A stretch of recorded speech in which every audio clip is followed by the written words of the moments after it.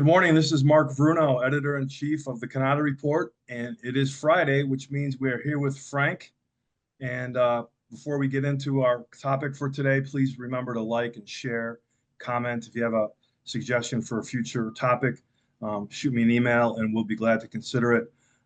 So, Frank, good morning. I understand you've got Xerox and Kyocera and cut sheet inkjet on your mind today.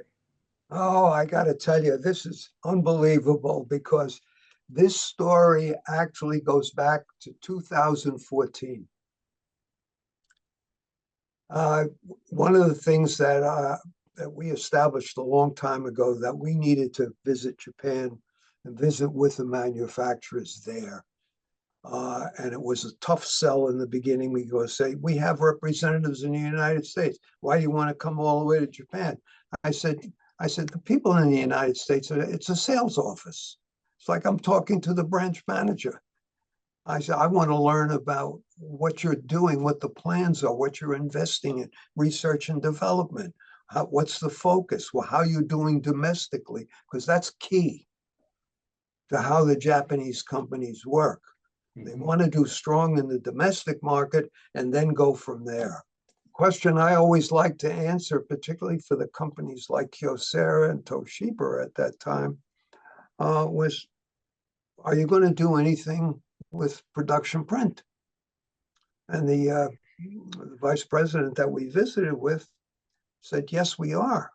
He said, we're working on it now. I said, oh, it's interesting. What technology are you going to employ? He said, inkjet. I said, very interesting. So we've followed that since.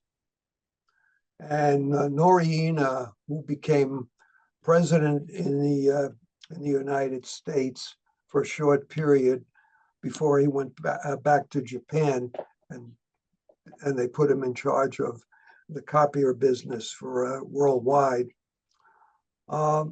kept in touch with us. And one day we got an invitation from him to meet him in Los Angeles. He was coming with his team that was developing this, what it turned out to be the C-15,000. And he wanted to ask CJ and I some questions and see what we thought of what they were going to be doing. So when I got the invitation, I was floored. That is not usual.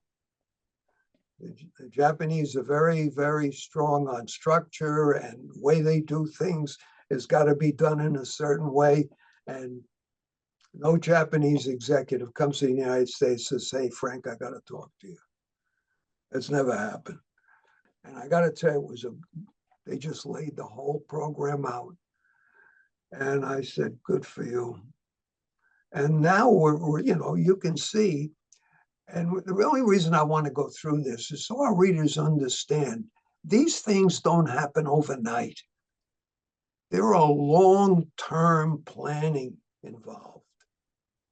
And obviously a huge commitment to resources.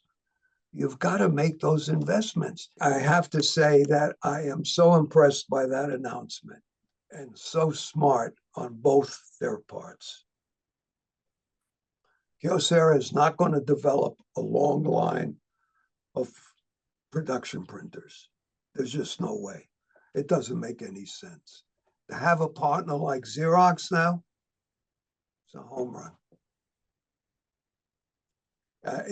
Not only that, but they'll pick up the Xerox distribution globally.